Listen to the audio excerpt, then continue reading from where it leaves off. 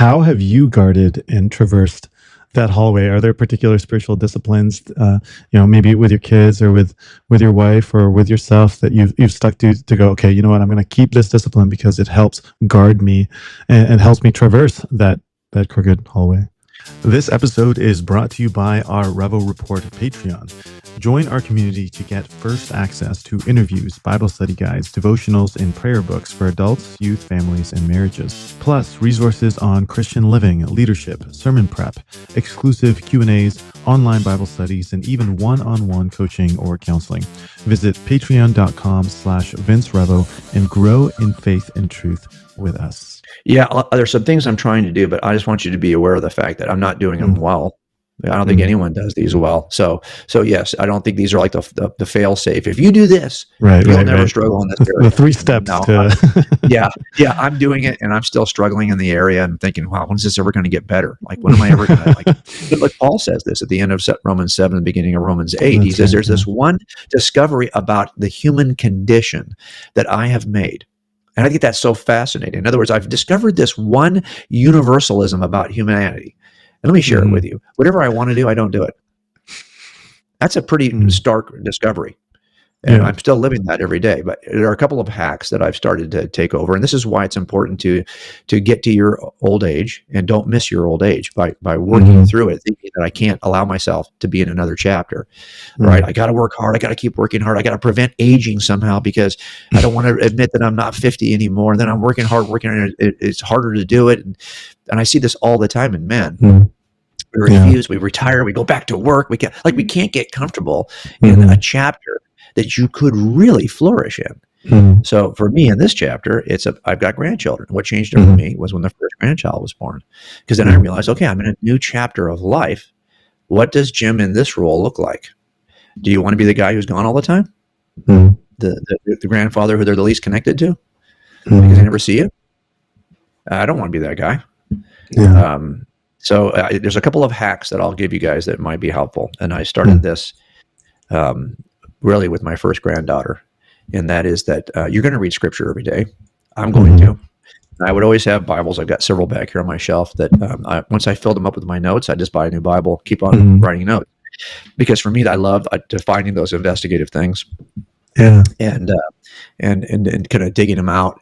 And then I'll forget what I found if I don't write them down somewhere. Where am I going to write those down? I put them in a Bible, put the Bible on the shelf when it's full. And I thought, well, they're just notes to me, so they don't make much sense. And sometimes they're just like, if they're ugly, the books are messy, I wear them out before I put them on the shelf. They're not the kind of thing you would give anybody. But I started thinking, well, I got grandchildren and I love to have. So I bought what are called journal Bibles, and those are just Bibles with super thick margins. And they have very faint lines, so you can keep your words straight. And as a hack, what I do is in my own daily Bible reading, I have 3 grandchildren. They're all under the age of 2. So I get up every day, and I've got one here I was working on before I got on the air with you. So here's my Bible for my granddaughter Lucy, who's about not even a month old. Oh my, that is amazing. I'm just kind of doing a commentary. This is her grandfather's commentary on the book of Romans. And it's just my notes, verse by verse. So it becomes a hack for me. In other words, if you're struggling to stay in scripture every day, well, if you knew you were creating something you were going to gift somebody you really loved, and I'm not going to gift her this for probably when she's 13, I'll give it to her. So I have 13 years to fill it up. Beautiful. So that's become a hack for me. In other words, I can't miss a day because how am I going to get this done in 13 years? I've been in Romans with this kid because I'm in 1 Samuel with my grandson, and I'm in Proverbs with my other granddaughter. I think I've been in Romans. Oh my goodness, it's how long? I'm not going to be able to finish by 13. So I got 13 years to knock these 3 Bibles out. Well, that's going to keep you in your scripture. Also, what's interesting as a hack is I showed you, this is in Romans. This is actually my grandson, James. This is 1 Samuel. Okay.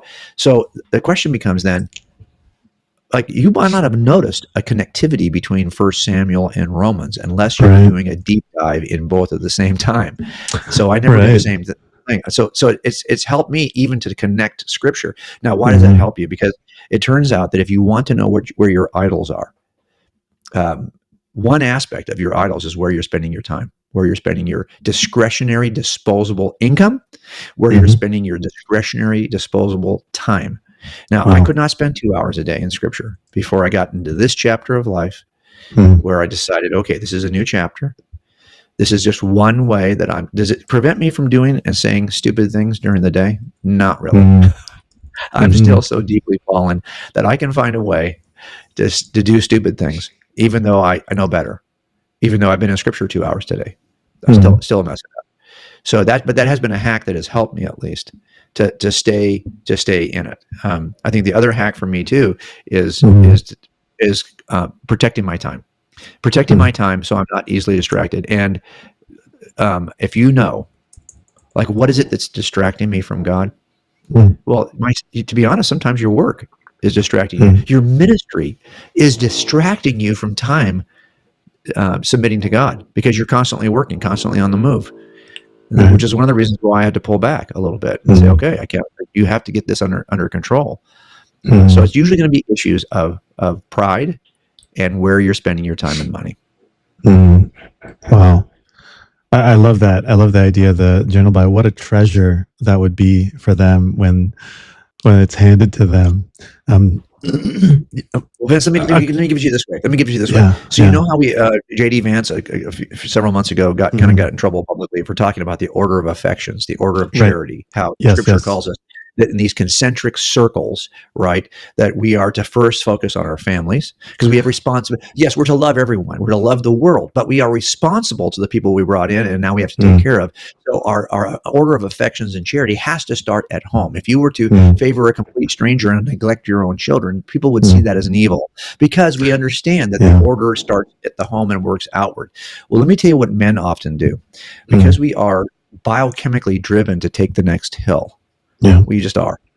And we often will spend time in the outer ring trying to impress strangers or people who we don't even know that well, and just hope we did enough in the inner circle to not mess up our kids. So I would spend hundreds of hours writing books that I don't even know. Have you noticed your kids don't read your books? They don't, because that's not where your value lies with your kids and your grandchildren. Your value lies in an entirely different way, in an entirely different place. So rather than spend hundreds of hours trying to reach people you don't know, now I'm flipped that. I'm trying to spend thousands of hours writing something that 3 kids may never read, because they may never become Christians.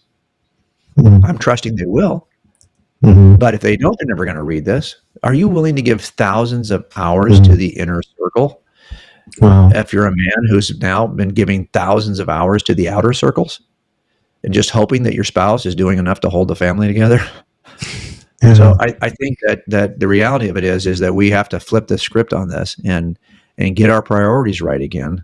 And that's why and by the way, that's something that I think you ought to be able to do in this chapter of life. That's why I say, don't mess this up and fail to experience your old age. Fail to thrive in your old age. It's not like old age is not you trying to remain young.